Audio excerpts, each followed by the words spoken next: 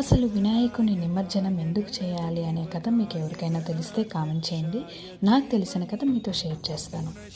మా చిచ్చర పిడుగులతో వినాయకుని నిమజ్జనం చేయడానికైతే వచ్చేసా. నిమజ్జనం గురించి తెలుసుకోవాలంటే మహాభారతంలోకి వెళ్ళాలి. అప్పట్లో వేదవ్యాసుడు మహాభారతం రచించేటప్పుడు వేగంగా ఆగకుండా రాయడానికి ఒకరి సహాయం అవసరం పడింది. అందుకు సాక్షాత్తు ఆ వినాయకుడే ముందుకు వచ్చాడు. వేదవ్యాసుడు నోటితో చెబుతూ ఉండగా రాసే సత్తా ఆ వినాయకుడికి మాత్రమే ఉంది. ఇలా వేదవ్యాసుడు 10 రోజులు మహాభారతాన్ని చెబుతూనే ఉండగా వినాయకుడు రాస్తూనే ఉన్నాడు.